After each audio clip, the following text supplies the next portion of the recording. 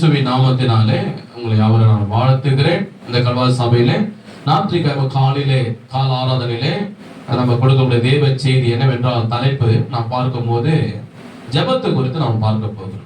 ஜெபத்தை குறித்து நம்ம தொடர்ந்து நம்ம பார்த்து வருகிறோம். இன்னும் தொடர்ந்து நாம் அதை பார்க்க போகிறோம்.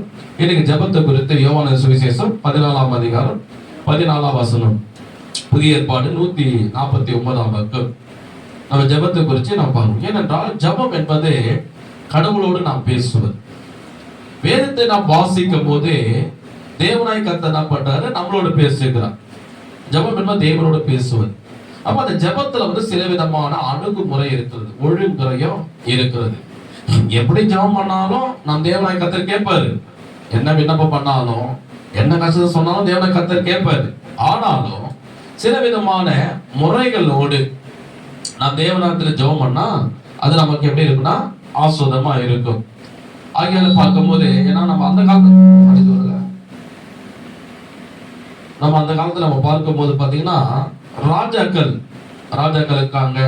அவங்க கிட்ட ஒரு விண்ணப்பத்தை கேட்கறாங்கன்னா உடனே போய் தன்னுடைய கஷ்டத்தை சொல்லி கேட்க மாட்டாங்க. அவங்க என்ன பண்ணுவாங்க, உடனே உள்ள அந்த அரண்மனை உள்ள போன உடனே ராஜாவே நீ என்றும் வாழ்க்கைன்னுவாங்க. அந்த வார்த்தையை அவர் கேட்ட உடனே அந்த ராஜா என்ன ஆயிடும், மனசு சந்தோஷமாயிடும். சந்தோஷமான உடனே ராஜா என்ன பண்ணுவாரு, உன் விண்ணப்பம் என்ன, மண்டாட்டை என்ன, உன் தேவை என்ன, நீ எதற்காக வந்திருக்கிற அப்படின்னு கேட்பாரு. அப்போ என்ன பண்ணுவாங்க, அவங்க தேவைகளை சொல்லுவாங்க. எனக்கு நிலம் வேணும், வீடு வேணும், கடன் பண்றேன். அப்ப ராஜா கொடுப்பார். உள்ள போன உடனே ராஜாவே நான் ரொம்ப கஷ்டப்பட்டுக்கிறேன், எனக்கு இப்படி வேணும் அப்படின்னு உடனே ராஜா என்ன பண்ணுவாரு, அவரே பல்விதமான டென்ஷன்ல உட்காந்து இருப்பாரு, குடும்பத்தை குறிச்சோ தேசத்தை குறிச்சு. அப்போ அதெல்லாம் என்ன பண்ணுவாங்க. அது போல நம் தேவனாய் கத்த அந்த ராஜா கொடுக்காம நம் தேவனாய் கத்த ராஜா கண்டிப்பா கொடுப்பாரு. இருந்தாலும் ஒரு முறைகளோடு நாம ஜெபிக்க வேண்டும். அப்ப நம்ம ஜெபிக்கும் போது நாம் எப்படி ஜெபிக்க வேண்டும் சொன்ன ஞாபகம் இருக்குங்களா? முதலாவது நாம் தேவனாய் கத்த ஜெபிக்கும் போது என்ன செய்யணும், ஆராதனை பண்றது நல்லது. நான் அதுக்கு முன்னாடி ஒரு சில வார்த்தைகளை நான் சொல்றேன். 2 வாரமா பிரசங்கம் பண்ணேன். கரெக்ட். நம்ம முதலாவது நாம் ஜெபிக்கும் போது என்ன பண்ணோம், சோத்திர பலிகளை செலுத்தணும். சங்கீதம் வாசிக்காதீங்க. சங்கீதம் 50ஆம் அதிகாரம் 15ஆம் வசனத்தை பார்த்தோம் என்றால், சோத்திர பலி இடுகிறவன் தேவனாய் கர்த்தரை மகிமைப்படுத்துகிறான். அப்ப நம்ம சோத்திர பலிகளை செலுத்தும் போது தேவனாய் கர்த்தர் மகிமை அடைகிறான். அதுக்குதான் அவர் ஆண்டவர் சொல்லுவாரு, என் நாமத்தை பிரஸ்தாபப்படுத்தும் எந்த சாணத்திலும் நான் வந்து அவரை ஆஸ்வதிப்பேன்னு சொன்னார். அப்போ ஆண்டவரை நம்ம கூடி 2 பேரா 3 பேரா கூடி நாம் துதிக்கும் போது பாடும் போது அவரை நாம் மகிமைப்படுத்தும் போது யார் நம்ம மத்தியில வருகிறார் என்றால் நாம் தேவனாய் கர்த்தரே நம்ம மத்தியில வந்துடுறான். வந்தது இல்லாம அவரை துதிக்கிற நம்மை, அவரை பாடி மகிமைப்படுத்த நம்மை அவர் ஆசீர்வதிக்கிற தேவனாய் இருக்கிறார். ஒரு ஆமென் சொல்லுவோமா? கைதடி கர்த்தரை ஸ்தோத்திரம் பண்ணுவோமா? அப்போ முதலாவது நாம் பண்ற ஜெபத்துல என்ன செய்யணும், சோத்திர பலிகளை செலுத்தணும். அந்த சோத்திர பலிகளை என்னதான் செலுத்தணும் சொல்லி நான் உங்களுக்கு சொல்லி கொடுத்திருந்தேன். ஞாபகம் இருக்குங்களா? அவர் படைத்த எல்லா படைப்புக்காக நாம் நன்றி சொல்றோம். சங்கீதம் 145ஆம் அதிகாரம் 100 வாசிக்காதீங்க. சில பிரசங்கத்தை விளக்கும் போது நான் சொல்லுவேன், சொல்றதை மட்டும் வாசிங்க.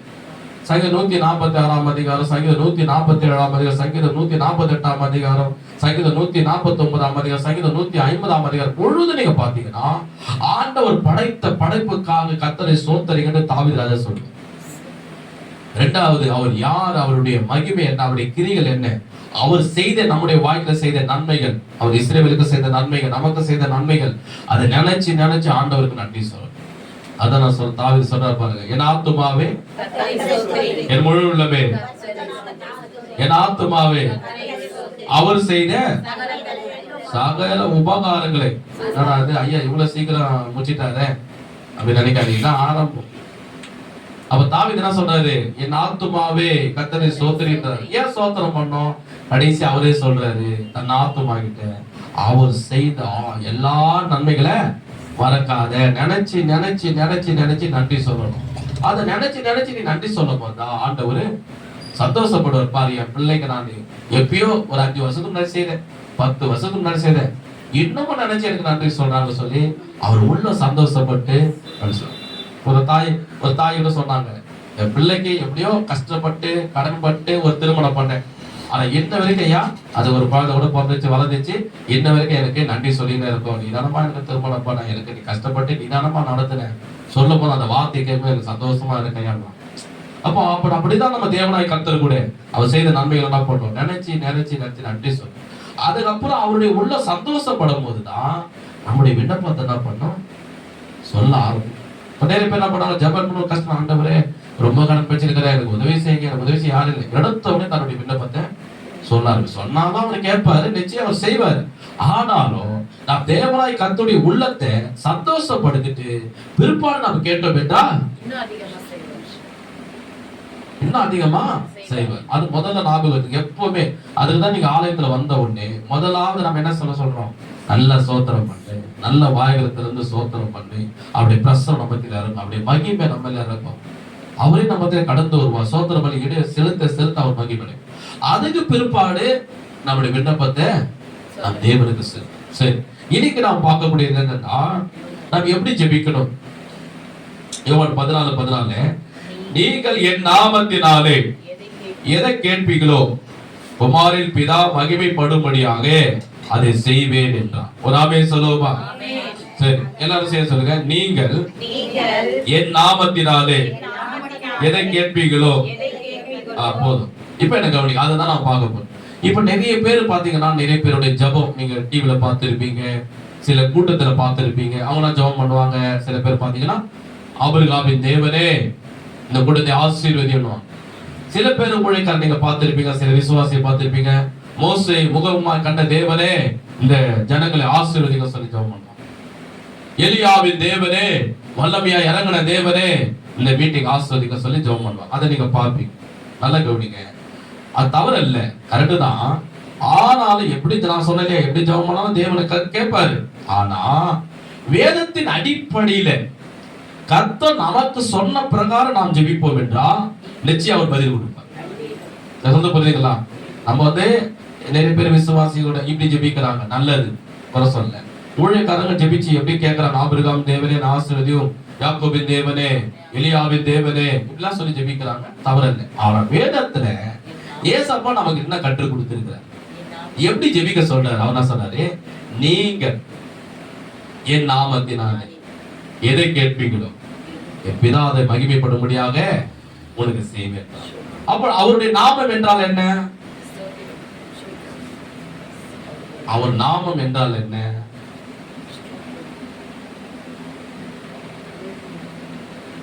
நாங்க ஒரு 15 வருஷத்துக்கு முன்னாடி சென்ட்ரல் பகுதியில் போய் ஊழியர் செய்வோம். நாங்களாம் ஒரு 5 பேரா நின்று ரோட்ல அந்த சென்ட்ரல் நின்று போறவங்களுக்கு கைப்பற்றி கொடுப்பது முன்னாடி ஒரு பாட்டு பாடுவோம். இயேசுவின் நாமம் இனிதான நாமம், இணையில்லா நாமம், இன்ப நாமம், எங்கள் இயேசுவின் நாமம், இப்படி சொல்லி சுவிசேஷம் ஒரு பாடல் பாடும். அப்போ ஒரு ஜனம் பண்ணா கூட்டமா நின்று ஏதோ பாட்டு பாடுறாங்களா, கை தட்டி நின்று ஜனம் கேட்பான். அந்த பாட்டு முடிஞ்சோடனே அப்படியே சுவிசேஷம் சொல்லுவோம். அப்போ என்ன நாமம்? அந்த நாமத்துடைய பேர் என்ன? இயேசு. நாமத்துடைய பேர் என்ன? இயேசு. அதுதான் இயேசு. ஏசப்பா என்ன சொல்றாரு, நீங்கள் என் நாமத்தினாலே, நீங்கள் என் நாமத்தினால, இயேசுவின் நாமத்தினால பிதாகிட்ட நீ என்ன கேட்கிறியோ அது நிச்சயம் உனக்கு அவரே செய்வார். அவருடைய நாமத்துல போய் நீ கேட்டாதான் அவர் செய்வார். ஆனா நிறைய பேருடைய ஜெபம் எப்படி இருக்குன்னா, ஆபிரகாம் தேவனே, எலியாவின் தேவனே, மோசேயின் தேவனே ஒரு அற்புதங்கள் செய்யுங்க, ஒரு வானத்தை ஒரு அக்கினியை விட்டுருக்கணும். ஜெபம் தவறு இல்லை. ஆனா வேதத்தின் அடிப்படையில் சொல்லப்பட்டிருக்கிறது, நீங்கள் என் நாமத்தினாலே. அவருடைய நாமம் என்றால் என்ன?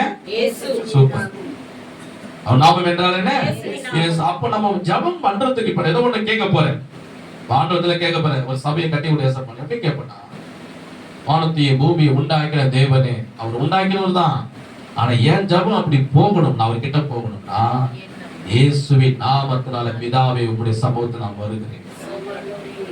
புரியுதுங்களா சொல்ல? இப்போ ஒரு அதிகாரி பாக்குறாங்கன்னு வச்சுக்கல, ஒரு சிஎம் பாக்குறாங்கன்னு வச்சுக்க, உடனே நீங்க போயிட முடியுமா உள்ள? நானே சென்னையில பிறந்தேன், நான் தமிழ்நாட்டுல பிறந்து வளர்ந்தேன், நான் அவரை போய் பார்க்க போறேன், அவர்கிட்ட போய் பேச போறேன், என் குடும்பத்துல ஒரு கஷ்டம் இருக்குது, நான் அவர்கிட்ட போய் மனு கொடுக்க போறேன், நேரம் நீ உள்ள போற, அவர் வீடு தெரியும், இடம் தெரியும், உன்னை உள்ள விட்டுருவானா? விடமா. ரெக்கமெண்டேஷன் கேட்கணும். ரெக்கமெண்டேஷன் கேட்டு அந்த அதிகாரியை பார்த்து, அதுக்கு மேல இருக்கிற அதிகாரியை பார்த்து, அதுக்கு மேல இருக்கிற அதிகாரியை பார்த்து, அதுக்கு மேல இருக்கிற அதிகாரியை பார்த்து, அதுக்கப்புறம் அவர்கிட்ட போய் சொல்லுவாங்க, இது மாரி நபருங்க உங்களை பார்க்க போறாங்க, உங்ககிட்ட பேச போறாங்களா, சில பெட்டிஷன் கொடுக்க போறாங்களா சொல்லுவாங்க. அதுக்கப்புறம் தான் அவங்க என்ன பண்ணுவாங்க, உள்ள வர சொல்லுவாங்க. உடனே உள்ள போக முடியாது. நல்லா கவனிங்க. அப்போ சாதாரண ஒரு மனுஷனுக்கு இவ்வளோ ஒரு முறையோடு போய் நம்ம பார்த்து நம்ம கொடுக்கறோம்னா, வானத்தைய பூமியை மண்டா சராசரங்களை உண்டாக்குற தேவன் அவரிடத்துல நம்ம விண்ணப்பம் பண்ணோம்னா எப்படி விண்ணப்பம் பண்ண, எப்படி நம்ம கேட்கணும்னா, பிதாவே இயேசுவின் நாமத்தினாலே ஒரு சமூகத்தில் வருகிறேன். சொல்லுங்க, பிதாவே இயேசுவின் நாமத்தினாலே. நான் சொல்றதை மட்டும் சொல்லுங்க. பிதாவே இயேசுவின் நாமத்தினாலே ஒரு சமூகத்தில் வருகிறேன். இப்படிதான் நீங்க வீட்டுல ஜெபிக்கும் போது, ஆலயத்துல ஜெபிக்கும் போது, எங்க ஜெபம் பண்ணாலும் இந்த வார்த்தையை தான் முதல்ல நீங்க பேசணும். அந்த ஜெபம் நீ பண்ணும் போதுதான் உன்னுடைய ஜெபம் வந்து தேவனாய் கர்த்தர் சமூகத்தில் போகும், இல்லன்னா போகாது. நல்ல கவனிக்க. அதாவது ஜெபத்தை தேவன் கேட்பாரு. ஆனா இங்க ஏசப்பா என்ன சொல்லி இருக்கிறாரு, அவரே வாயத்தொன்னா சொல்லிக்கிறாரு, நீங்கள் என் நாமத்தினாலே, யோவான் 16 என் நாமத்தினாலே நீங்கள் எதை கேட்பீங்களோ அது பிதா மகிமைப்படும்படி உங்களுக்கு தரும். அப்போ நீங்க கேட்கும் போது ஒரு வியாதி சுகமடையணும் கேட்க போறீங்க, ஒரு வீடு கட்டப்படணும் கேட்க போறீங்க, ஒரு குழந்தை பிறந்தது நீங்க கேட்க போறீங்க, ஏதோ ஒரு கடத்தலை தீரணும் கேட்க போறீங்க, ஒரு பண உதவி இருக்குது கேட்க போறீங்க. எப்படி கேட்கணும்? பிதாவே இயேசுவின் நாமத்தினாலே ஒரு சமூகத்துல வருங்க. எப்படி விண்ணப்பம் பண்ணோம்? பிதாவே இயேசுவின் நாமத்தினாலே சமூகத்துல வருங்க. சூப்பர்.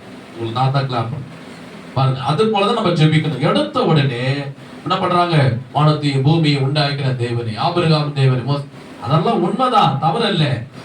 விண்ணப்பம் என்ட்ரன்ஸ் அந்த பரலோகத்துக்குள்ள நுழையணும்னா நம்ம இவங்க பேரை அவங்க பேரை வச்சு ஜெபம் பண்றதுனால உள்ள போயிட முடியாது.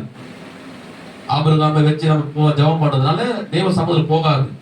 மோசே வச்சு ஜெபம் பண்றதும் போயிடாது. தேவன் கேட்பாரு. ஆனா ஏசப்பா நமக்கு என்ன சொல்லி கொடுத்தாரு, என் நாமத்தினால தான் நீங்க கேட்கணும். ஏன்? சரி, இப்ப நீங்க கேட்கலாம், ஏன் அவர் நாமத்தை நம்ம கேட்கணும்? ஒரு கேள்வி இருக்கலாம். அவரும் பிள்ளைதான், நம்மளும் பிள்ளைதான்.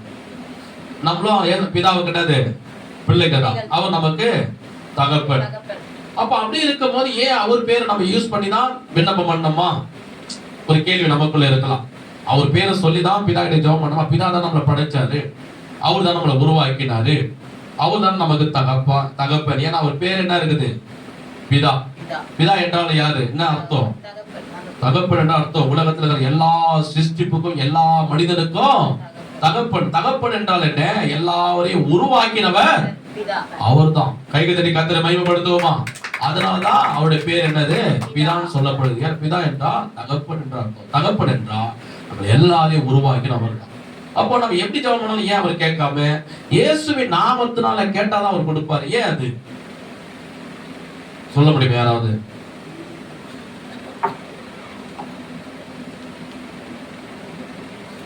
சொல்ல முடியுமா? ஏன் ஏசப்பாவுடைய நாமத்தை தான் நம்ம கேட்கணும்? கேட்டதான் ஏன் ஏசப்பா தேவன் நமக்கு செய்வார்? பாத்தீங்கன்னா சுருக்கமா சொல்றேன், உங்களுக்கு சம்பவம் தெரியும். என்ன கவனிங்க. தேவனாய் கர்த்தர் என்ன பண்றாரு, வானத்தையும் பூமியும் பூமியில எல்லாவற்றையும் படைத்து எல்லாவற்றையும் சிருஷ்டித்து ஏன் இயேசுவின் நாமத்தை நம்ம கேட்கணும்? இயேசுவின் நாமத்தை கேட்டதான் ஏன் தேவன் நமக்கு செய்வார்? அந்த அர்த்தத்துக்கு பதில் சொல்றது கவனிங்க. இப்பதான் நம்ம சம்பவத்துக்குள்ள போக போறோம். இன்னும் கொஞ்சம் ஆழமா கவனிங்க, முகத்தை பாருங்க. ஏன்னா தேவனாய் கர்த்தர் அப்புறம் வானத்தையும் பூமி எல்லாவற்றையும் படைச்சு பூமியில இருக்கிற மரம், செடி, கொடிகள், பழங்கள், காய்கறிகள், தங்கம், வைரம் எல்லாவற்றையும் சிருஷ்டித்து ஆதாம் ஏவாளை கொடுத்தார். இந்த சம்பவம் உங்களுக்கு தெரியும். ஆதிகாமம் 1 26 28 நீங்க படிச்சீங்கன்னா தேவனாய் கர்த்தர் வானத்தில பூமியிலும் சகல அதிகாரத்தை ஆதாம் ஏவாளுக்கு கொடுத்தார். கொடுத்த உடனே இவங்க கொஞ்ச நாள் அந்த பூமியில இருக்கிற எல்லாவற்றையும் ஆண்டு கொண்டு இருக்கும் போது இதை பார்த்த சாத்தானுக்கு என்ன ஆச்சுன்னா பொறாமை வந்து, என்னடா இது, நம்ம பரலோகத்துல தேவ தூதனை போல நம்ம இருந்தோம், தேவன் கிட்ட இருந்தோம், நம்மளை கீழே பூமியில தள்ளிட்டாரு, இன்னைக்கு நம்ம பரலோகத்துல இல்ல, நம்மள ஒரு நாள் நியாயம் வச்சிருக்காரு, நம்ம நரகத்துல தள்ள போறாரு, நம்ம நரகத்துக்கு போறோம். இவன் சாதாரண ஒரு மனுஷன், 6 அடி உள்ள மனுஷன், மண்ணால உருவாக்கப்பட்ட மனுஷன், நான் எவ்வளவு பெரிய தேவ தூதனா இருக்கிறேன், எவ்வளவு அழகா இருக்கிறேன், இவனுக்கு போய் இந்த உலகத்துல இருக்கிற எல்லாவற்றையும் கொடுத்து இருக்கிறாரு சொல்லி, அதுதான் ஆதிகாம் 3 அதிகாரத்துல பார்க்கும் போது சர்ப்பமானது தந்திரமுள்ளதா இருந்து ஆதாம் ஏவாளைய வஞ்சித்து அதை தீமையான கனிய புசிக்க வைத்தது. இவங்க 2 பேரும் சாப்பிட்ட உடனே என்ன ஆயிடுச்சுன்னா பூமியில இருக்கிற எல்லா ஆசீர்வாதத்தையும் இந்த ஆதாம் ஏவல் என்ன பண்ணிட்டாங்கன்னா சாத்தான்களுக்கு கொடுத்துட்டாங்க. கவனிங்க, நல்லா கவனிங்க. எல்லா ஆசீர்வாதம், ஆல் த பிளஸிங். ஏன் சுருக்கமா சொல்ல போனா மனுஷனை ஆளக்கூடிய அதிகாரம் கூட சாத்தான்களுக்கு போயிடுச்சு.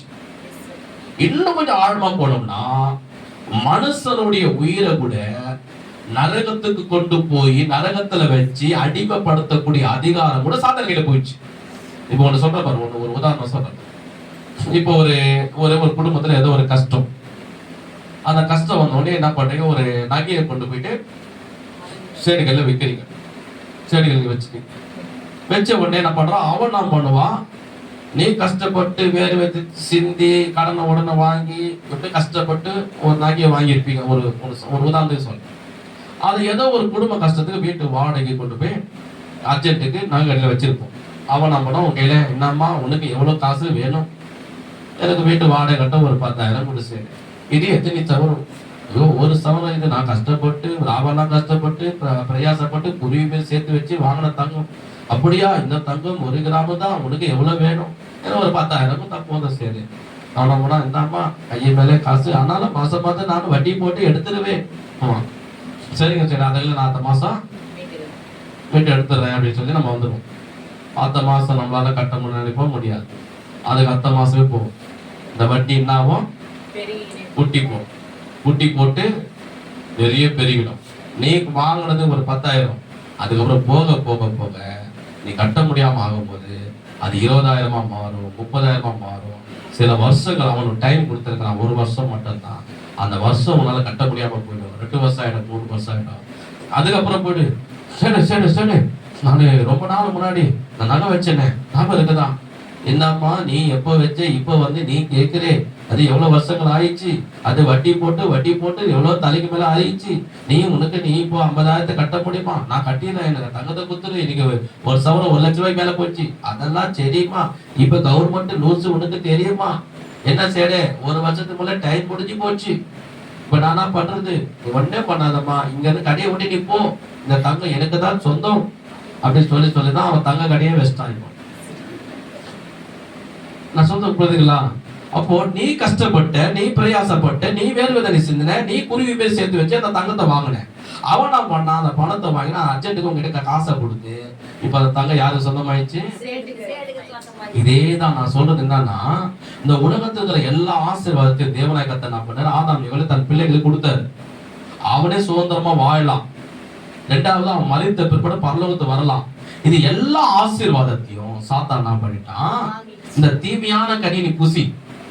நான் சொல்ல புரியுது, அவனுக்கு சேடு பணத்தை கொடுக்குற மாரி, ஒரு குழந்தைக்கு திருட சாக்லேட் கொடுக்குற மாரி சாத்தான் நான் பண்ண அந்த தீமையான கனி நீ புசி, இது நல்லா இருக்கும் சொல்லி பல விதமான பொய்யான வார்த்தையை சொல்லி தந்திரமான வார்த்தையை சொல்லி சாப்பிட வச்சான். வச்ச உடனே இந்த பூமியில இருக்கிற எல்லா ஆசீர்வாதத்தையும் சாத்தான் வாங்கிட்டான். மனுஷனை கூட அடிமையா வைக்கக்கூடிய அதிகாரத்தை கூட அவன் வாங்கிட்டான்.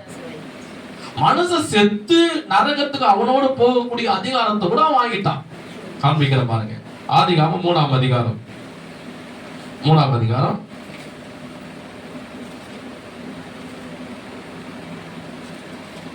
15 வசனம் பாருங்க. இப்ப தேவனாய் கர்த்தர் வராரு, ஆதாம் ஏவாள் இருக்கிறாங்க, சாத்தான் நிக்கிறான். தேவன் என்ன சொல்றாரு பாருங்க, 15 வசனம், ஆதிகாமம் 3:15. உனக்கும் ஸ்திரீக்கு உன் வித்துக்கு அவள் வித்துக்கு பகையை உண்டாக்குவேன், அவர் உன் தலையை நெசுக்குவார், நீ அவர் குதிகாலை நெசுக்குவாய் என்றார். அவர் பாருங்க, இது என்ன சொல்ல வர்றாருன்னா, தேவனாய் கர்த்தருக்கு தெரிஞ்சிச்சு. இப்ப என்ன கவனிங்க, என் முகத்தை பாருங்க, பைபிள் எடுக்க முன்னாடி கவனிங்க. தேவனாய் கர்த்தருக்கு தெரிஞ்சுச்சு, இந்த சாத்தான் வந்து ஒரு தீமையை வஞ்சித்து தீமையான கனியை கொடுத்து என் உலகத்துல இருக்கிற எல்லா ஆசீர்வாதத்தையும் இந்த சாத்தான் என் பிள்ளைகிட்ட இருந்து வாங்கிட்டான். என் பிள்ளைக்கு இன்னைக்கு சந்தோஷமா இருக்க முடியாது, நிம்மதியா வாழ முடியாது, பாவத்திலையும் சாபத்திலையும் தரித்திரத்திலையும் வியாதியா தான் வாழணும், பிற்பாடு இவர்களை சேர்த்து எங்க போனோம், இவனோட சேர்ந்து நரகத்துக்கு தான் போகணும் சொல்லி தேவனாய் கர்த்தருக்கு தெரியும். தெரிஞ்சுதான் அவன் சொல்றாரு, நீ இதை செய்துட்ட சரி, ஆனாலும் உன் வித்துக்கும் அவள் வித்துக்கும். அவன் என்ன சொல்றான்னா, இந்த ஸ்திரீ மூலியமாகவே என்னுடைய இன்னொரு மகன் பிறப்பான். இன்னொரு மகன் பிறந்து வளர்ந்து வந்த உடனே அவர் என்ன பண்ணுவாரு, உன் தலையை நெசுக்குவாரு. எப்படி இந்த ஆதாம் ஏவாள் கிட்ட நீ எல்லாவற்றையும் வாங்கினியோ, உன் தலையை நெசுக்கி உன்னை அவர் ஜெயித்து இந்த பூமியில இருக்கிற எல்லா ஆசீர்வாதத்தை மீண்டும் அவர் வாங்குவாரு. மனுஷனுடைய சுதந்திரத்தையும் வாங்குவாரு. நீ மனுஷன் அடிமைப்படுத்தி நரகத்துக்கு கொண்டு போறப்ப அந்த நரகத்துக்கு கொண்டு போகக்கூடிய சுதந்திரத்தை கூட மீண்டும் என் குமாரன் மீண்டும் வாங்குவாரு. ஏதாம் தோட்டத்திலேயே தேவனாய் கர்த்தர் என்ன பண்றாரு? தேவனாய் கர்த்தர் சாத்தானுன்னு சொல்றாரு. அதுதான் இப்ப நம்ம படிச்சோம். தேவனாய் கர்த்தர் சாத்தானை பார்த்து உன் வித்துக்கும் அவள் வித்துக்கும் ஒரு பகை உண்டாக்கு, நீ அவர் குதிகால கடிப்ப, ஆனா அவர் என்ன பண்ணுவாரு? உன் தலையை நெசுக்குவாரு. நீங்க இழந்து போன எல்லா ஆசீர்வாதத்தையும், பூமியில இருக்கிற ஆசீர்வாதத்தையும், மனுஷ சொந்தமா வாழக்கூடிய ஆசீர்வாதத்தையும், நித்திய ஜீவன் கூட போகக்கூடிய ஆசீர்வாதத்தையும் எல்லாத்தையும் அவர் திரும்ப வாங்குவாரு சொல்லிதான் சொன்னாரு. அதுக்கப்புறம் நம்ம கிறிஸ்துமஸ் எல்லாம் பார்த்தோம். எப்படி அந்த ஏசப்பா வந்து பிறந்தாரு, சாத்தான் எப்படி தடையா நின்னா, எதிர்ப்பா நின்னா சொல்லி கிறிஸ்துமஸ்ல நான் உங்களை செய்தி விளக்குறேன். சரி, இப்ப பாருங்க மத்திய சுவிசேஷம் 4ஆம் அதிகாரத்துக்கு. இப்ப நம்ம மத்திய சுவிசேஷம் 4ஆம் அதிகாரம் இங்க பார்க்கும் போது ஏசப்பா பிறந்து வராரு. பிறந்து ஊழத்துக்கு வராரு. வந்த உடனே மத்திய சுவிசேஷம் 4ஆம் அதிகாரம் வந்த உடனே ஏசப்பா பிறந்துக்கிறாரு, வளர்றாரு. 30 வயசுல அவர் ஊழத்துக்கு வராரு.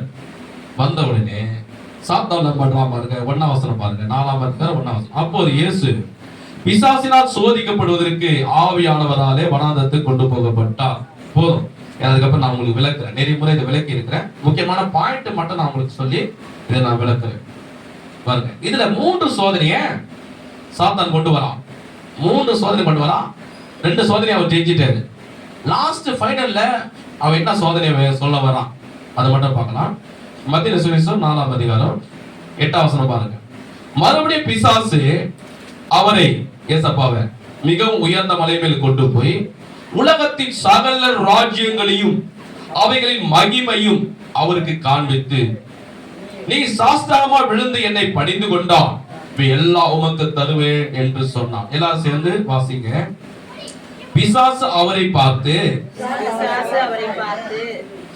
உலகத்தின் சகல ராஜ்யங்களையும் அவைகளின் மகிமையும் ஏசப்பாக்கு காண்பித்து, நீ சாஸ்தாகமா விழுந்து என்னை பணிந்து கொண்டால், சத்தமா சொல்லுங்க, இவையெல்லாம்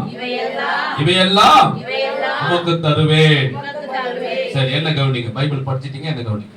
2 சோதனையில ஜெயிச்சுட்டாரு. நான் முக்கியமான அந்த பாயிண்ட்டுக்கு மட்டும் கொண்டு போறேன். எல்லாத்தையும் நான் விளக்குனா நேரம் ஆயிடும். லாஸ்ட் சோதனை கொண்டு வரான். பார்த்துட்டான், இவர்தான் தேவனுடைய குமாரனா, நம்ம தலையை நெசுக்க போறாரா. சரி, இவர் எப்படின்னா சோதிச்சு நம்மளை ஆதாம் ஏவாளை அடிமைப்படுத்தது போல, பாவத்தில் விழிய வச்சது போல இவரைய விழிய வச்சு நமக்கு அடிமை ஆக்கலான்னு சோதனை கொண்டு வரான். 2 சோதனை இவர் ஜெயிச்சிட்டாரு. ஜெயிச்ச உடனே 3வது லாஸ்ட் என்ன சொல்றான்? மலை உச்சியில கொண்டு போயிடறான். மலை உச்சியில கொண்டு போட முடியும். எல்லா உலகத்துல இருக்கிற எல்லா மகிமையும் ஒரு சிட்டிக்கு போற நேரத்துல காட்டுறான். ஒரு சிட்டிக்கு போற நேரத்தை காட்டுறான். நான் கூட இப்ப நான் பல்லாவரத்துக்கு ஊழத்துக்கு போயிருந்தேன். சபையில செய்தி கொடுத்துருந்தான். அந்த இடம் நான் புதுசா போனேன், எனக்கு இடம் தெரியாது. அவங்க என்ன பண்ணாங்க, நான் மேப் அனுப்புறேன், அதை பார்த்துட்டு வாங்க பாஸ்டர். சரி சொல்லி மேப்பை ஓபன் பண்ணி பார்த்த உடனே எப்படி இருந்து போச்சு தெரியுமா? பூமி, அந்த பூமிக்குள்ள இறங்குது. அப்படியே உலக நாட்டில் இருக்கிற நாடுகள் எல்லாம், இந்தியா, அமெரிக்கா நாடு எல்லாமே, அது உள்ள ஓபன் பண்ணி போனோம். இந்தியா உள்ள போகுது. இந்தியா உள்ள ஓபன் பண்ணினா அப்படியே தமிழ்நாடு உள்ள வரும். தமிழ்நாடு உள்ள போனவனையும் சென்னை, வேளச்சேரி, எல்லாமே டெல்லி எல்லாம் வருது. சென்னை உள்ள ஓபன் பண்ணி உள்ள போனா நம்ம இடங்கள் வருது. தாம்பரம், பல்லாவரம். தாம்பரத்து உள்ள போனவனையும் பல்லாவரம் வருது. பல்லாவரத்து உள்ள போனவனையும் நான் போகிற இடம் வந்து. இப்ப நான் எங்க இருந்து அதை எங்க காட்டினா பாருங்க. ஒரு ரொம்ப நேரம் இல்ல, உலகம் முழுதும் அப்படியே உள்ள வரேன். பூமி மேல இருந்து அந்த மேப் காட்டு வரான். பத்தவர் இல்ல, இந்த நெட்ல பார்க்கணும் தெரியாது. ஒரு 5 நிமிஷத்துலயே 5 நிமிஷத்துலயே உலகத்துக்கு எல்லா மேப் அப்படியே செல்ல பார்த்தேன். இதே வித சாத்தானான் காண்பிச்சான். உலகத்தில் இருக்கிற எல்லா மகிமையும் எல்லா ஐஸ்வர்யத்தையும் எல்லாத்தையும் நம்மளுடைய ஏசப்பா ஒரு சிட்டிக்கு ஒரு நேரத்தை காண்பிக்கிறான். காண்பிச்சு அவன் சொன்ன கடைசி வார்த்தையை கவனிச்சிங்களா? கடைசி ஒரு வார்த்தை என்ன சொன்னா கவனிச்சிங்களா? இவை எல்லாம் உமக்கு நான் தருவேன்றான். அவன் சொன்ன வார்த்தையை கவனிக்க. இவ எல்லாம் நீ மட்டும் என் காலில் விழுந்து என்னை கடவுளா நீ வணங்கிட்டீன்னா, இவ எல்லாம் நீ பார்த்தால பூமியில இருக்கிற எல்லாம், அமெரிக்கா, லண்டன், ஜெர்மனி எல்லாம், தங்கம், வைரம், பவளம், முத்து, வானம், பூமி, சூரியன், சந்திரன் எல்லாம் உனக்கு தந்துடுறேன். என் காலில் மட்டும் விழு, இவ எல்லாம் நான் உனக்கு தரேன். படைச்சது யாரு? அப்ப எப்படி தர முடியும்? கொடுப்பேன்னு பேசுறானே. நீ செடிகளை போயிட்டு என் தங்கத்தை கொடுன்னு கேளு, அவன் என்ன சொல்லுவான்? என்னம்மா எங்களே காசை வாங்கினேன், நீ காசை கொடு, நான் தங்கத்தை கொடுக்கிறேன். நீ தங்கத்தை கிடையாது, எப்படி நானும் உனக்கு கொடுப்பேன் அப்படின்னுமா. அப்போ என்ன காரணம்னா, இந்த எவெல்லாம் என்கிட்ட இருக்குது, நான் உனக்கு தரேன், என் காலில் விழுன்றான். எப்படி இவன் கிட்ட போச்சு? அந்த கேள்வி. எப்படி சாத்தான் கிட்ட இந்த பூமியில இருக்கிற எல்லாமே போச்சு? அவன் பேசுறானே, என்ன சொல்றான் பாருங்க, இவன் காலில் மட்டும் விழு, எல்லாம் நான் உனக்கு தரேன்றான். அப்ப இவங்களே எப்படி போச்சு? ஆதாம் ஏவாளு கிட்ட தேவன் கொடுத்தாரு. நல்லா கவனிங்க, ஆதாம் ஏவாளு கிட்ட தேவன் கொடுத்தாரு, பூமியில இருக்கிற எல்லாவற்றையும் நீ ஆண்டு கொள்ளுங்க. சாத்தான் நான் போனா திருட மாரி உள்ள புகுந்து தங்கத்தை திருட மாரி இவங்களுக்கு தீமையான கனியை கொடுத்துட்டு பூமியில இருக்கிற எல்லா ஆசீர்வாதத்தையும் இவங்களுடைய ஜீவனையும் இவங்களுடைய சுதந்திரத்தையும் இவன் வாங்கிட்டான். பொது புரியுதுங்களா? இப்ப ஏசப்பா வராரு, வந்து என்ன பண்றாரு, இவனை ஜெயிக்கிறதுக்காக வந்தான்னு சாத்தான் கண்டுபிடிச்சிட்டான். ஏதோட தேவன் சொன்னாரு, என் மகன் பிறப்பாரு, உன் தலையை நெசுக்குவாரு, உன் கையில இருந்து என் மகனை மீட்டு எடுப்பாரு. அப்ப இவர் தான் இருக்குமோ, இவரே நம்ம ஆதாம் ஏவாளை போல அடிமைப்படுத்தினானே. அவன் தந்திரத்தை யூஸ் பண்ணி சோதனையில கொண்டு வந்தான். மூணாவது சோதனை சொன்னான், எல்லாவற்றையும் காண்பிச்சான். அந்த ஆதாம் ஏவாள் கிட்ட இருந்து இந்த சாத்தான் எல்லாத்தையும் வாங்கிட்டான். அது அவன் கிட்ட போயிடுச்சு. அந்த பூமியில இருக்கிற எல்லா அதிகாரத்துக்கு ஆளக்கூடியவன் யாருன்னா சாத்தான் தான். படைச்சது தேவன்.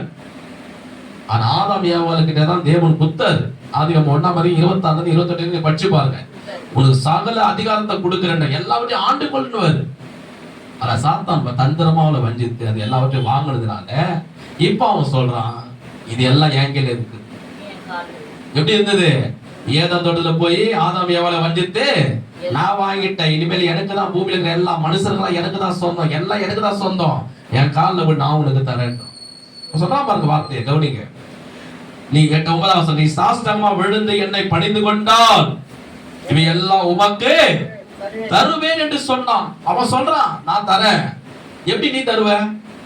ஆதாம் ஏவாள் கிட்ட திருட பேர் என்ன பண்ணிட்டான், அந்த தீமையான குழந்தைக்கு ஒரு சாக்லேட் கொடுத்து வாங்கலாம் தங்கத்தை, அது மாரி இவன் என்ன பண்ணிட்டான், வாங்கிட்டான். ஏசப்பா என்ன பண்றாரு, வசனத்தை சொல்லி ஜெயிக்கிறார். உன் தேவனாய் கர்த்தர் ஒருவரை மாத்திர பணிந்து கொண்டு தொழுது கொண்டு ஆராதனை செய்வாயாக, இது எல்லாம் எனக்கு தேவையில்லை, இதை படைத்த என் தேவன் தான் எனக்கு முக்கியம் சொல்லி அவர் வார்த்தையை சொல்லி சாத்தானை ஜெயிக்கிறாரு. கைதறி கர்த்தரை சோதனை பண்ணுவோமா? இப்ப என்ன ஆகுது? இப்ப ஏசப்பா சிலுவைக்கு அவரை கொண்டு போறாங்க. சிலுவையில ஏசப்பா மரிச்சதெல்லாம் உங்களுக்கு தெரியும். ஏசாயால சொல்லப்படுகிறது 53:4-5 நம்முடைய மேல் நிமித்தம் அவர் காயப்பட்டார், நம்முடைய அத்தனை நிமித்தம் அவர் நொறுக்கப்பட்டார், உனக்கும் எனக்கு சமாதானத்தை உண்டு பண்ண ஆக்கினை தீர்ப்பு அவர் மேல் வந்தது, அவருடைய தழும்புகளால் நாம் குணமானோம் என்று. எல்லாரும் கைதறி கர்த்தரை நாம் சோதனை பண்ணுவோமா? பாருங்க, அதுதான் அவர் சொல்றாரு. எபேசியர் 1 அதிகாரம், எபேசியர் 1 அதிகாரம்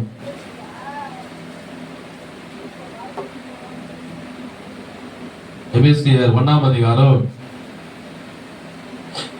புதிய ஏற்பாடு 264 ஏசப்பா சிலுவையில மரிக்கும் போதே பல காரணங்கள் இருக்குது. மனிதனுக்காக அவர் செய்த தியாகம் பல காரணங்கள் இருக்குது. அதுல ஒன்று என்னன்னா, ஆதாம் ஏவாளுக்கு கொடுக்கப்பட்ட அந்த அதிகாரத்தை, அந்த ஆசீர்வாதத்தை, சாத்தானுக்கு அடிமையா இருக்கக்கூடிய அந்த சுதந்திரத்தை, மனுஷனுடைய ஜீவன் என்ன பண்றாரு, அந்த இடத்துல மீட்டு எடுக்கிறாரு. நல்லா கவனிங்க, சிலுவையில் அவர் மரிக்கும் போது மனிதருக்கு நிறைய நன்மைகள் செய்யறாரு, அதை நம்ம பார்த்தோம். ஆனா இன்னைக்கு நம்ம பார்க்க முடியுதுன்னா, அவர் சிலுவையில மரிக்கும் போது என்ன செய்யறாருன்னா, இழந்து போன மனிதனுடைய அந்த ஆசீர்வாதத்தையும் மனுஷர் சுதந்திரமா இருக்கக்கூடிய சுதந்திரத்தையும் அவன் போக வேண்டிய நித்திய ஜீவனுடைய ஜீவனை என்ன பண்றாரு, சிலுவை மூலமா மீட்டெடுக்கிறார். எபேசியர் 1 அதிகாரம்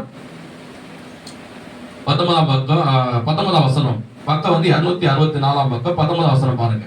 தாம் கிறிஸ்துவை மரித்தோர்ந்து எழுப்பி அவரிடத்தில் நடப்பித்த தமது பலத்த சத்துவத்தின் வல்லமைப்படியே விசுவாசிகளாகிய நம்மிடத்தில் காண்பிக்க தம்முடைய வல்லமையின் மகா மேன்மையான மகத்துவம் என்னதென்று நீங்கள் அறியும்படி அவர் உங்களுக்கு பிரகாசமான மனுக்கங்களை கொடுக்க வேண்டும் என்று வேண்டிக் கொள்கிறேன்.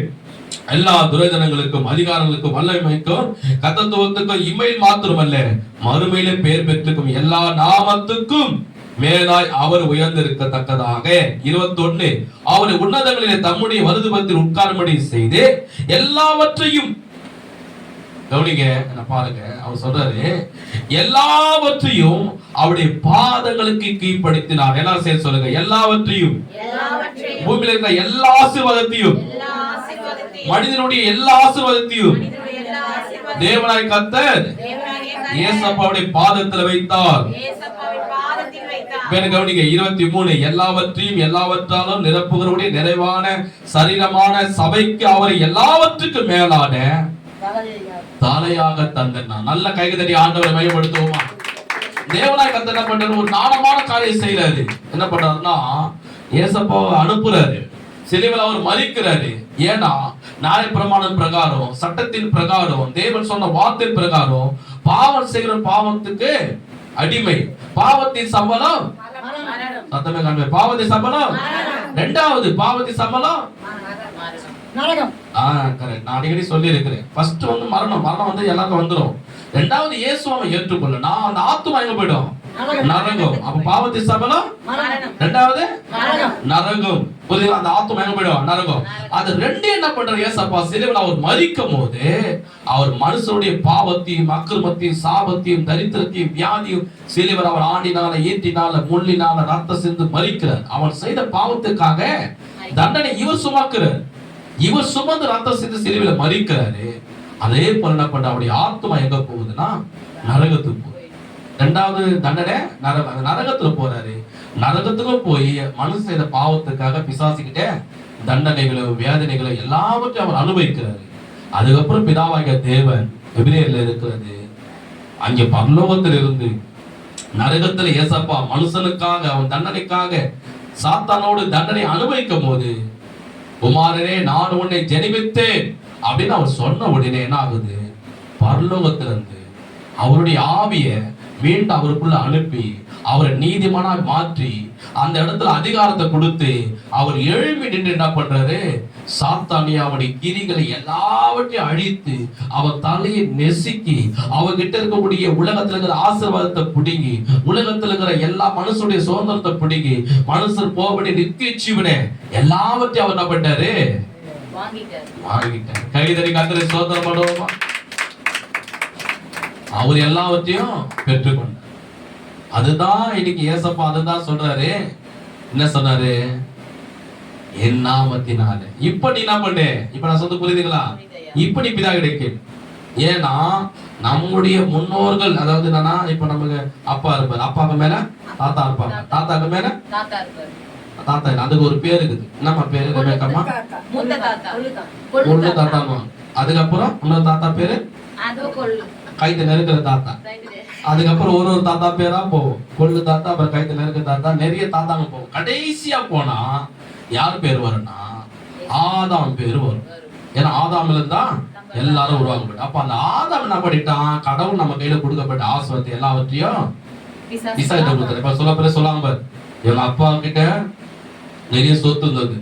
ஆனா என்ன பண்ணாரு? குடிச்சு குடிச்சு குடிச்சு அதை கொண்டு போயிட்டு சேடுகளை வச்சுட்டு மற்ற கிட்ட கொடுத்துட்டு குடிச்சு குடிச்சு சீட்டாடி நான் இழந்த பணம் பொருள் வீடு எல்லாத்தையும் இழந்து போயிட்டு. அது காரணம் எங்க அப்பா குடிச்சு குடிக்காரனா இருக்கு. சீட்டாடி சீட்டாடி என் நிலத்தையும் வீட்டையும் சொத்தெல்லாம் அவனுக்கு வித்துட்டாருன்னுவாங்க. சில பேர் சொல்லியிருப்பாங்க, கேள்விப்பட்டிருப்பீங்க. அது போலதான் நம்முடைய ஆதாம் கிட்ட ஆண்டவர் என்ன பண்ண உலகத்துக்கு எல்லா ஆசீர்வாதத்தை கொடுத்தாரு. நமக்கு அவனுக்கு எல்லாருக்கும் சுதந்திரம், சமாதானம், நிம்மதி, பரலோகம், நித்திய ஜீவன் கொடுத்தாரு. ஆனா அவன் என்ன பண்ணிட்டான்? சாத்தான் வஞ்சித்து எல்லா ஆசீர்வாதத்தையும் ஆதாம் கிட்டே பிசாசு பிடிக்கிட்டான். தேவனாய் கர்த்தர் என்ன பண்ணாரு? மனுஷன் மீண்டும் சுதந்திரமா வாழணும், அவன் சந்தோஷமா வாழணும், அவன் நிம்மதியா வாழணும், அவன் மரித்த பிற்பாடு நரகத்துக்கு போக கூடாது சொல்லிதான் அவன் தன்னுடைய குமாரன் அனுப்பி சிலுவையில மரித்து ரத்தம் சிந்தி சாத்தான் தலையை நெசுக்கி மீண்டும் உயிரோடு எழுப்பி பிதாடு வலதுபுறத்துல உட்கார்ந்து. நல்லதான் கைகதறி ஆண்டவர் மையம். நாங்க தெருவுழுத்து போவேன். தெருவுழுத்துல போயிட்டு நிறைய சுவிசேஷம் சொல்லுவோம், கிராமொழி சொல்லுவோம். அப்போ அவர் கேட்பாரு, ஐயா ஏசப்பா உயிர்த்தெழுந்தா சொல்றீங்க, என்ன ஆதாரம் இருக்குது? என்ன ஆதாரம் இருக்குது? நீ வந்து ஏசப்பா உயிர்த்தெழுந்துட்டாரு. செத்துங்க தான். அது எப்படி உயிரோட வந்துருவாங்க? நான் சொன்னேன், எல்லா மகான்களும் நல்லவர்களும் தியாகிகளும் பரிசுத்தவான்களும் நிறைய பேர் மறிச்சிருக்கிறாங்க. ஆனா அவங்களுடைய கலர்லாம் நீ போய் பார்த்தீங்கன்னா 50 வருஷம் ஆனாலும் 100 வருஷம் ஆனாலும் 200 வருஷம் ஆனாலும் அது மூடியே இருக்கும்.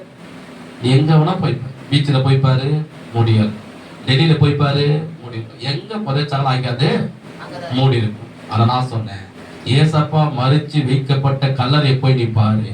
ஏன் இவ்வளவு போக தேவையில்ல, யூடியூப்ல நீ டச் பண்ணி பாரு. இயேசு கிறிஸ்துடைய மரணத்தின் கல்லறை போட்டு பாரு, அது மூடி இல்ல, திறந்து இருக்குது. பெரிய பெரிய அதிகாரிகள் என்ன பண்றாங்க, உள்ள போயிட்டு பார்த்துட்டு பிரே பண்ணிட்டு வராங்க. ஏன் மூடி இருக்குது? அவர் இறந்துட்டாங்க, அவர் கல்லறை உள்ள வச்சு மூடி இருக்கணும்ல. இப்ப பெரிய பெரிய பரிசுத்தவர் கலர்லாம் போய் பாருங்க, காந்தி கலர்லாம் போய் பாருங்க, டெல்லியில மூடி, இன்னைக்கு மூடிதான் வச்சிருக்காங்க. எப்பயும் சுதந்திரம் வாங்கினவர், இப்ப திங்கக்கிழமை சுதந்திரம் வருது, இன்னைக்கு மூடிதான் வச்சிருக்க. ஏன்னா திறந்து வச்சிருக்காங்களா? திறக்கல. ஆனா இயேசுடைய கல்லறை திறந்து இருக்குது. ஏன்னா அவர் செத்து உள்ள இல்ல, அவர் 3ஆம் நாளே உயிரோட வந்துட்டாரு. அதனாலதான் கல்லறை திறந்து இருக்குது. அது யூடியூப்ல நீ போய் பாரு, எல்லாத்துலயும் போட்டு பாரு, அவரு கல்லறை மட்டும் திறந்தது. ஏன்னா அவர் உயிரோட உயிர் தேர்ந்தாரு, பிதாவோட வலுவதை உட்கார்ந்தாரு. வேதம் சொல்லுகிறது, பூமியில இருக்கிற எல்லா ஆசீர்வாதத்தையும் மனுஷனுடைய எல்லா சுதந்திரத்தையும் தேவனாய் கர்த்தர் படிக்கிறாரு, மனுஷனுடைய பாதத்துல வச்சுட்டாரு, ஏசப்பாவுடைய பாதத்துல வச்சிருக்கிறார். அப்ப அதுதான் அவர் சொல்றாரு, உங்களுக்கு என்ன விண்ணப்பம் பண்ணணும், நீங்க எதை நீங்க கேட்டாலும் நீங்க எப்படி கேட்கணும், அத யோவான் 14:14 சொன்னாரு, என் நாமத்தினாலே. இப்ப புரியுதுங்களா சொல்றது?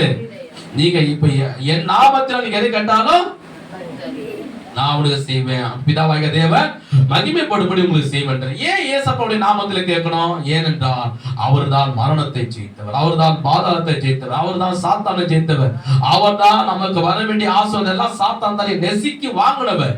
இப்ப நம்முடைய ஆசீர்வாதம் எல்லாம் யாருக்கிட்ட இருக்குன்னா பத்திரமா மனுஷங்கிட்ட மீண்டும் கொடுத்தா சாத்தான் மீண்டும் வஞ்சித்து ஏமாத்தி வாங்கிடுவான், தேவதூதன் கையில கொடுத்தா சாத்தான் மீண்டும் ஏமாத்தி வாங்கிடுவான் சொல்லி ஏசப்பா கையில பிதாவாகிய தேவன் கொடுத்துரு. இப்ப நம்ம சில பேர் கூட பாருங்க, பெரிய பெரிய பணக்காரங்க கோட்டீஸ்வரங்கள்லாம் அவன் பணத்தை அவங்க பீரோல வச்சுக்க மாட்டாங்க. ஏன்னா எவனா ஒருத்த உள்ள வந்துட்டு திருட்டு போயிடுவாங்க, அவங்க பெரிய பெரிய பேங்க்ல போட்டு வச்சிருப்பான், வீட்டுல வச்சுக்க மாட்டாங்க. ஏன்னா நம்ம ஊர்ல இல்லாத போது ஏதாவது ஒரு திருட உள்ள வந்து எடுத்துன்னு போயிட்டாங்க, பேங்க்ல போட்டு வச்சா அது சேஃப்டியா இருக்கும். அதுதான் தேவன் சொன்னாரு, ஏசப்பாக்கு உன் ஆசீர்வாதம் எல்லாம் அவர்கிட்ட கொடுத்து வச்சா அவர்கிட்ட இருந்து பொண்ணுங்க யாராலுமே அவரை ஏமாத்த யாராலுமே, அவரை தந்திரமா ஏமாத்த யாராலுமே, அவரை ஜெயிச்சு வாங்க யாராலுமே. அதுதான் நம்மளுடைய ஆசீர்வாதம் எல்லாம் பிதாவாகிய தேவன் என்ன போயிட்டான்னா ஏசப்பா என்ன கொடுத்துட்டாரு. இப்போ உனக்கு ஆசீர்வாதம் வேணுமா? என் நாமத்தினாலே இன்னைக்கு இப்ப நம்ம நேரம் பேங்க்ல காசு இருக்குது, நம்ம நேரம் பேங்க்குக்கு போறோம், பேங்க்ல 10,000 இருக்குது, ஒரு 5,000 கொடு.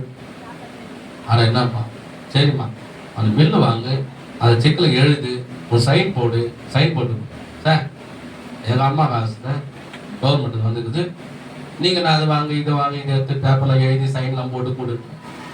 எங்க அம்மா காசு, எங்க அம்மா கஷ்டப்பட்டாங்க, நீ பேங்க்ல அது கொடுன்னா அவனா பண்ணுவான். உங்க அம்மா காசு தான், நீங்க உங்க அப்பா காசு தான், நான் கொடுத்துறேன். மொரன்னு ஒண்ணு இருக்குதுப்பா, அந்த செக்கு பில்ல வாங்கு, அதுல எழுது, சைன் போடு, கொடு, நான் கொடுக்குறேன். அதெல்லாம் எனக்கு தெரியாது, எழுத படிக்கலாம் எனக்கு தெரியும். அப்ப நானும் கொடுக்க மாட்டேன். அம்மாவா இல்லையா? தலையெல்லாம் இல்ல சார், எங்க அம்மா காசு எங்க அப்பா காசு கவர்மெண்ட் எனக்கு வந்துக்குது, நீ நான் கொடுக்க மாட்டேன்ற சொல்ல முடியுமா? அவன் சொல்ற பிரகாரம் செல்லான கொடுப்பான், உனக்கு எழுத படிக்கல எழுதி எவ்வளவு அமௌண்ட் எழுதி உன் சைன் ஆடு போட்டு கொடு, நான் எல்லாத்தையும் கூட நான் ஃபில்அப் பண்ணிடுறேன், சைன்லாம் போட்டு கொடுக்கணும். உன் சைனை வாங்கினாதான் கையில காசு. உன் சைனை வாங்காம கொடுப்பானா? கொடுக்கவே மாட்டான். வாங்க கை சைன் கூட வாங்கல, கை நாட்டினா வெயிடணும், இல்லைன்னா தரவே. அதுதான் அவர் சொல்றாரு, உன்னுடைய ஆசீர்வாதம் எல்லாம் எங்க இருக்குன்னா அதே எபேசியர் 1ஆம் அதிகாரம் பாருங்க, அதுக்கு முன்னாடி பாருங்க, அதே முன்னாடி 263ஆம் பக்கம் பாருங்க, புதிய ஏற்பாடு 263ஆம் பக்கம் எபேசியர் 1ஆம் அதிகாரம். இப்ப 3ஆம் வசனம் பாருங்க, நம்முடைய கர்த்தராகிய இயேசு கிறிஸ்துவின் பிதாவாகிய தேவனுக்கு ஸ்தோத்திரம், அவர் கிறிஸ்துக்குள் உன்னதங்களிலே ஆவிக்குரிய சகல ஆசீர்வாதத்தினாலும் நம்மை ஆசீர்வதித்திருக்கிறார். ஒரு ஆமென் சொல்லுவோமா? மீண்டும் வாசிங்க, எபேசியர் 1:3. நம்முடைய கர்த்தராகிய இயேசு கிறிஸ்துவின் பிதாவாகிய தேவனுக்கு ஸ்தோத்திரம். எல்லாரும் சேர்ந்து சத்தமா சொல்லுங்க, அவர் பிதாவாகிய தேவன் கிறிஸ்துக்குள்ளாக உன்னதங்களிலே ஆவிக்குரிய சகல ஆசீர்வாதத்தினாலும் என்னை ஆசீர்வதித்திருக்கிறார்.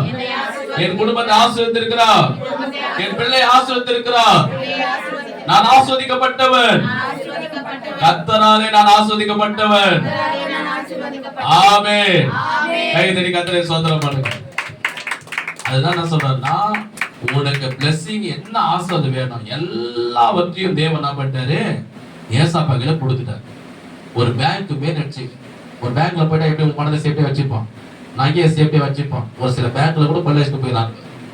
ஆனா ஏசாப்பா கிட்ட யாரும் கொள்ளடிக்க சாத்தான் கூட. இப்போ உனக்கு என்ன ஆசீர்வாதம் வேணும்னோ நீங்க எப்படி கேட்கணும்? இப்போ பிதாவே இயேசுவின் நாமத்தினாலே ஒரு சமூகத்தை வரணும், அப்புறம் அவர் பாப்பாரு. அப்படியா? உன்னுடைய ஆசீர்வாதம் எல்லாம் குமாரன் என்ன பண்ணிக்காரு, சிலுவையில சாத்தானை ஜெயிச்சு உன் ஆசீர்வாதம் வாங்கி இருக்கிறாரு, சமாதானத்தை வாங்கி இருக்கிறார், சந்தோஷத்தை வாங்கி இருக்கிறார், சுகத்தை வாங்கி இருக்கிறாரு, நீ வர வேண்டிய நித்திய ஜீவன் வாங்கி இருக்கிறாரு, உனக்கு வர வேண்டிய பாவமன்னிப்பு வாங்கி இருக்கிறாரு, சாத்தான்கிறது வாங்கி இருக்கிறாரு. உனக்கு என்ன வேணும்னு கேட்பாரு. அதுதான் யோவான் 14:14 சொன்னாரு, என் நாமத்தினால். அவருடைய நாமம் என்றால் என்ன? அவன் நாமம் என்றால் என்ன? இப்ப நீ கூட பாத்தீங்கன்னா இந்த ஐயருங்க நெத்தில ஒரு 3 நாமம் போடுவான், பார்த்திருக்கீங்க? ஐயருங்க நெத்தில ஒரு 3 நாமம் போடுவான். அந்த நாமத்தை நீங்க பாத்தீங்கன்னா ரெண்டுமே பாத்தீங்கன்னா வெள்ளை கலர்ல இருக்கும். நடுவில் இருக்கிற நாமத்தை பாத்தீங்கன்னா என்ன கலர்ல இருக்குது? கரெக்டா சொல்லுங்க. நடுவில் இருக்கிற நாமம் என்ன கலர்ல இருக்கு?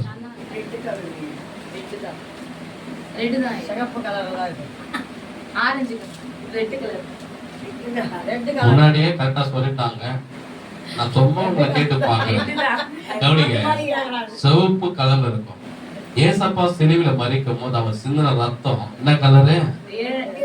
சிவப்பு கலர். அந்த நடுவில் இருக்கிற நாமத்துடைய பேர் எதை காண்பிக்கன்னா ஏசப்பாவை அது குறிக்குது. அவன் நடுவில் ஒரு நாமம் போடுவான், அந்த நாமம் சிவப்பு கலர்ல இருக்கும். அது ஏசப்பா சிலுவையில ரத்தம் சிந்ததுக்கு அடையாளம். அந்த 3 நாமம் இருக்கு. அதுதான் நம்ம சொன்னோம்னா பிதா, குமாரன், பரிசுத்த ஆவியானவர். ஆனா அவனுக்கு தெரியல, தெரியாம அவன் பண்றான். ஆனா நம்ம தெரிஞ்சு பண்றோம். நம்ம எதை செய்தாலும் தெரிஞ்சு பண்ணணும். அல்லேலூயா. தெரியாம எந்த ஒரு காரியத்தை செய்யக்கூடாது. அதுதான் வேதம் சொல்லுகிறது. அப்ப இயேசுவின் நாமத்துல நம்ம கேட்டாதான், எதை கேட்டாலும் அவர் என்ன பண்ணுவார், நமக்கு செய்வார். ஆனா நிறைய பேர் என்ன பண்றாங்க, வசனம், இன்னொரு வசனம் பாருங்க, மார்க் 14ஆம் அதிகாரம் பாருங்க.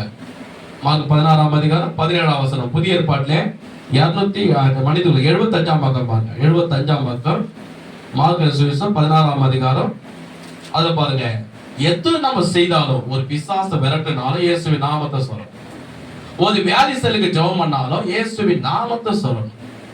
நம்ம எதை நம்ம ஆண்டவத்துல கேட்டாலும் இயேசுவின் நாமத்தை நம்ம யூஸ் பண்ணணும். அது இயேசுவின் நாமத்துல என்ன இருக்குன்னா வல்லமை இருக்குது. இயேசுவின் நாமத்துல அதிகாரம் இருக்குது. இயேசுவின் நாமத்தினாலே வியாதிகள் சுகமுடைய அற்புதம் நடக்கும். ஒரு ஆமென் சொல்லுவோம். ஜெபலே சொல்லுவோமா? அல்லேலூயா. மார்க் சுவிசேஷம் 16ஆம் அதிகாரம் 17 இருந்து பாருங்க. 17 விசுவாசிக்குள்ளால் நடக்கும் அடையாளம். இங்க பாருங்க, அதே வார்த்தை வந்துச்சு பாருங்க. என் நாமத்தினாலே பிசாசுகளை துரத்துவார்கள், நவமான பாஷையில பேசுவார்கள், சர்ப்பங்களை எடுப்பார்கள், சாவுக்கு ஏதுவான யாதொன்றை குடித்தாலும் அது அவரை சேதப்படுத்தாது, வியாதிஸ்தர்கள் கைகளை வைப்பார்கள், அப்போது அவர்கள் சொஸ்தமாவார்கள். இவ்விதமாய் கர்த்தர் அவரோடு பேசின பின்பு பரலோகத்தில் எடுத்துக்கொள்ளப்பட்டு தேவனுடைய வலதுபுறத்தில் உட்கார்ந்தார். கவனிச்சிக்கலாம். இப்ப என்ன கவனிங்க, முகத்தை பாருங்க. என்ன சொன்னாரு? ஏசப்பா சிலுவையில மரிச்சிட்டு பிதாவுடைய வலதுபுறத்தில் உட்கார்றதுக்கு முன்பதாக தன்னுடைய சீசருக்கு கடைசியா சொல்றாரு, உங்களுக்கு கடைசியா சொல்லி முடிக்கிறேன். கவனிங்க, சொல்றாரு, என் நாமத்தினால். கவனிச்சிங்க அந்த வார்த்தையை. என் நாமத்தினால் நீங்கள் பிசாசுகளை துரத்து, என் நாமத்தினால நீங்கள் வியாதிஸ்தரை சுகமாக்கு, என் நாமத்தினால சர்ப்பங்களை மிதிப்பி, என் நாமத்தினால தேள்களை மிதிப்பி, என் நாமத்தினாலே நீங்க எதை தெரியாம ஒரு விஷம் நிறைந்த காரியத்தை குடிச்சிட்டாலோ இல்ல கடிச்சிட்டாலோ என் நாமத்தை நீ சொல்லும் போது அது உனக்கு சுகமடைய. ஏன்னா இயேசுவின் நாமத்தில் வல்லமை இருக்குது, இயேசுவின் நாமத்தில் அதிகாரம் இருக்குது, இயேசுவின் நாமத்தில் பிசாசுகள் பயப்படும், இயேசுவின் நாமத்தில் வியாதிகள் சுகமடையும். இயேசுவின் நாமத்தினால பிதாகிட்ட கேட்டாதா எல்லா ஆசீர்வாதத்தை நமக்கு கொடுப்போம். இயேசுவின் நாமத்துல எல்லாம் அதில் அடங்கி இருக்கிறது. கைகள் தட்டி கர்த்தரை மகிமைப்படுத்துவோமா? சொல்ல புரியுது? அப்ப இயேசுவின் நாமத்தை என்ன பண்ணோம்? பயன்படுத்தும். நாங்க ஒரு 5-6 வருஷத்துக்கு முன்னாடி திருத்தணியில ஒரு சபை, அந்த சபையில என்ன செய்தி கூட கூப்பிட்டுருந்தாங்க. நான் போய் செய்தி கொடுத்து திருவந்தெல்லாம் கொடுத்துருவேன். அந்த இடத்துல எனக்கு செய்தி அங்கே நடத்துற ஒரு ஐயா என்ன பண்ண ஆராதனை பண்ணியிருந்தேன். நம்ம பண்றோம் இல்லையா, ஆராதனை பண்ணிட்டு செய்திங்க ஆராதனை பண்ணிருக்கிறேன். பண்ணிருக்கும் போது ஒரு அம்மா திடீர்னு கத்துது, ஓடுது, ஓடியாடுது, டிஸ்டர்ப் பண்ணுது. இவங்க ஆராதனை பண்ணிக்கிறாங்க. நான் சொன்னேன் கொஞ்சம் கண்ட்ரோல் பண்ணி வைங்க, எல்லாம் ஆண்டவரை பாடி வச்சு பிற்பாடு ஜெபம் பண்ண. இல்லையா இது 1 நாள் 2 நாள் இல்லையா, 20 வருஷமா இப்படிதான் பண்ணிருக்குது. ஜெபம் பண்ணும் போது, பாட்டு பாடும் போது, ஆராதிக்கும் போது அங்க ஓடும் இங்க ஓடும். மேல மொட்டை மாடி வேற, கீழே போயிட்டு மேல மொட்டை மாடி சர்ச்சு, கீழே இறங்கி ஓடும், கீழே ஓடி போய் கத்தி எடுத்துன்னு வந்துடும். என்னெல்லாம் பண்ணும், அமுகலை பண்ணும், கத்தும். அதை அடுக்க எங்களால முடியாது, கண்ட்ரோல் பண்ண எங்களால முடியாது. அவங்க கணவர் எப்படியோ பிடிக்கிறாரு, அவரே தூக்கி தள்ளுது, பிள்ளைங்க பிடிக்குது, 2 பேரும் தள்ளுது. 1 நாள் 2 நாள் 20 வருஷமா இப்படிதான் நடக்குது. நாங்க வீட்டுக்கு போகல, போதும் ஆயிடுங்க. அவங்க ஒரு இந்து குடும்பம் பிறந்த நைட் எல்லாம் இது மாதிரி சூசைட் பண்றதுக்கா போவோம், தற்கொலை பண்ணதுக்கா போவோம். நான் தான் எழுதுறது தத்துவேன், ஏதாவது ஒண்ணு சாபத்துக்கு போகணும். என்ன பண்ண தெரியல. அப்ப நான் சொன்னேன் எல்லாம் ஆறதெல்லாம் முடிட்டோம், செய்தியெல்லாம் முடிட்டோம், மக்கள்லாம் அவங்க வீட்டுக்கு போட்டோம். அதுக்கப்புறம் உட்காந்து நம்ம ஜெபிக்கலாம். இந்த நேரத்தில் அவங்களுக்கு ஜெபம் பண்ணா வர மக்களுக்கெல்லாம் இதெல்லாம் ஆயிடும். அவங்க வீட்டுக்கு போனோம் சொல்லி கொஞ்ச நேரம் உட்கார வச்சு அப்புறம் அப்படியே பிடிச்சிருந்தாங்க. அது ஜிம்முது, போக மாட்டேன். அது கூட என்ன சொன்னா தப்பா நினைச்சிக்க போறீங்க. ஏன்னா தெலுங்கு மக்கள்லாம் நம்ம சபையில இருக்கிறீங்க, தெலுங்குல தான் பேசிச்சு. ஒத்தண்டி ஒத்தண்டி ஒத்தண்டி. இப்பதான் கொஞ்சம் தெரியும் எனக்கு, உங்களோட பழகி பேசி. அப்ப எனக்கு சுத்தமா தெரியல. நான் சொன்னேன் ஒத்தண்டி எத்தண்டியோ கொஞ்ச நாள் இருண்டி பிரேயர் பண்ணிட்டு இருந்தி.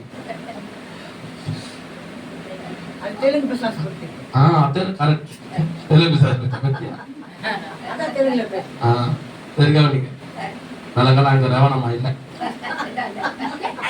கவனிங்க. அப்ப அது முடிஞ்ச உடனே ஆச்சு, எல்லாம் முடிச்சுட்டாங்க, எல்லாரும் அங்கிருந்து போயிட்டாங்க. போன உடனே இது ஒத்தண்டி ஓடினு ஆச்சு. ஆஹா பிசா சொல்லி நம்மளை பார்த்து எல்லாரும் சொல்லிட்டாங்க, வீட்டுல இருந்தா சொல்லிட்டாங்க. அவங்க பசங்க 2 குழந்தைகள் அழுகுது, பையன் ஒரு பொண்ணு அழுகுது. அவங்க வீட்டுக்காரர் நின்றுக்கிட்டு பிடிக்கா இது இப்படியா ரொம்ப தலைவலியா, நைட் ஆனால் சூசைட் பண்ண போவோம். நான் தான் நிப்பேன், திடீர்னு பார்த்தா கையில மாட்டிக்கும், திடீர்னு பார்த்தா கத்தி கையில எடுத்துக்கும், இப்படிலாம் சொல்லியிருந்தாரு. சரியா நீ கவலைப்படாது, உங்களுக்காக நான் ப்ரேயர் பண்றேன். தெரியுமா கொஞ்சம் உக்காருப்பா, உக்கார். சரி கவனிக்க. அப்போ என்ன ஆகுது, இவர்களுக்கு ப்ரேயர் பண்ண. அப்போ நான் பண்ணேன், அவங்களுக்கு உபாசம் இருந்து பாஸ்டிங் இருந்து ஜெபம் பண்ணி என்ன சொன்ன, இயேசுவின் நாமத்தில் இந்த தாயாரை விட்டு நீ உடனே போ. இந்த தாயாரை விட்டு நான் பண்ணேன். இல்லை நான் விட மாட்டேன், உயிரை எடுத்து தான் நான் போவேன், உங்களை சாகடிப்பேன் அப்படிலாம் சொல்லுது. நிறைய பேசுது. நான் சொன்னேன் இயேசுவின் நாமத்தினாலே. அப்போ அங்கே இருக்கிறவங்க இவங்க எவ்வளவு நாளா வராங்க கிடையாது. ஐயா எவ்வளவு வருஷமா வராங்க, எவ்வளவு உழைக்க ஜெபம் பண்ணாங்க, எவ்வளவு பேர் ப்ரேயர் பண்ணாங்க, போவே இல்லையா. அப்ப நான் சொன்னேன் வசனத்துல இருக்குது, இயேசுவின் நாமத்தினால சொன்னா ஏசப்பா சொன்னார் பிசாசுல துரத்துங்கன்னு. ஜபத்தினால உபவாசத்துல ஜாதி பிசாசு துரத்த மாட்டேன்னு ஏசப்பா நம்ம சொல்லி இருக்கிறாரு. அது போல அவங்களுக்காக இங்க இருந்து உபவாசம் இருந்து ஜெபம் பண்ணும். அதுக்கப்புறம் பயங்கரமா அடக வச்சு, அதுக்கப்புறம் தொப்புன்னு விழுந்து, அப்புறம் பிசாசு அவங்கள்ட்ட போன உடனே அந்த அம்மா தெளிவா ஏந்து உக்காந்து அதுக்கப்புறம் தண்ணி குடிச்சிட்டு ரொம்ப சந்தோஷப்பட்டு, எனக்குள்ள இப்பதான் நிம்மதி வந்தது, இப்பதான் எனக்குள்ள சந்தோஷம் வந்தது, தினிக்கு எனக்கு சாகணும்னு எண்ணம் வரையானாங்க. ஆனா கவலைப்படாதீங்கம்மா, அந்த சாகர எண்ணத்தை கொடுக்கறது என்ன? பிசாசு. யோவான் 10:10 இருக்குது, திருடவும் கொல்லவும் அழிக்க வரையாண்டே வேற ஒன்றுக்க வரா. நீ ஆண்டவர் ஏத்துக்க கூடாது, சர்ச்சைக்கு போக கூடாது, ஜெபம் பண்ண கூடாது, உனக்கு நன்மை செய்ய சாத்தான் உன்னை சாகடிக்க பார்த்தான். ஆனா ஆண்டவர் இன்னைக்கு உனக்கு ஜீவனை கொடுத்திருக்க, உனக்கு விடுதலை கொடுத்துருக்க. அதுக்கப்புறம் ஏசப்பா ஏற்றுக்கொண்டு எனக்கு கூப்பிட்டாங்க, ஐயா வாங்க வீட்டுக்கு வந்து ஜெபம் பண்ணிட்டு போங்க, சாப்பிட்டு போங்கன்னாங்க. சரி அதுக்கப்புறம் கவனிங்க, எதுக்கு இதை சொல்ல வரேன்னா, அந்த பிசாச என் பேரை சொல்லியிருந்தா நான் இருக்கேன். நீ எந்த ஊர்னு எனக்கு தெரியும், எங்க பிறந்து வந்தேன்னு எனக்கு தெரியும், நீ சின்ன வயசுல நல்லா அம்மான்னு எனக்கு தெரியும், நான் யாரு உனக்கு தெரியும், நீ யாருன்னு எனக்கு தெரியும். பேசாம நீ அமைதியா போயிட்டு நானும் அமைதியா போய், அதான் உனக்கு எனக்கு நல்லது. ஆனா இயேசுவின் நாமத்தை சொல்லும் போதே ஓடி போயிடும். அவங்க வீட்டுக்காரர் சொன்னாரு என் கூட, ஐயா சொல்றத பழச்சி அதிகம் சர்ச்சைக்கெல்லாம் வரதுக்கு முன்னாடி மந்திரவாதிகள்லாம் கொண்டு போனேன், அவன் இவ்வளவு பணம் கட்டாம கொடுத்தோம், திருப்பி அவன் சரியாக்க முடியல, இது மோசமான பிசாசாகுது, ஒல்லாத பிசாசாகுது, பெரிய காட்டேரியாக்குது, அதனால இது போவாதுட்டான், இன்னொருத்தர்கிட்ட கொண்டு போன எவ்வளவு பணம் செலவு பண்ணான். ஆனா இங்க எப்படியா இப்படிப்பட்ட பொல்லாத பிசாசாக 20 வருஷமா இருந்த பிசாசு துரத்துனீங்க. அவன் பேர் கூட சுதா, அங்க இருந்து எனக்கு ஞாபகம் திருத்தணியில. எப்படியா நான் சொன்னேன், என்கிட்ட ஒண்ணுமே கிடையாது, உன்னை போல சாதாரண மனுஷன் தான் நானு, நீ எப்படி சாதாரண மனுஷன், நானும் சாதாரண மனுஷன் தான். இயேசுவின் நாமத்தை சொன்னேன், அவருடைய நாமத்தை சொல்லும் போது அவர் தொட்டு என்ன பண்ணாரு, அந்த அம்மா போல இருந்த பேய ஏசப்பா துரத்து. நான் சொன்னது இயேசு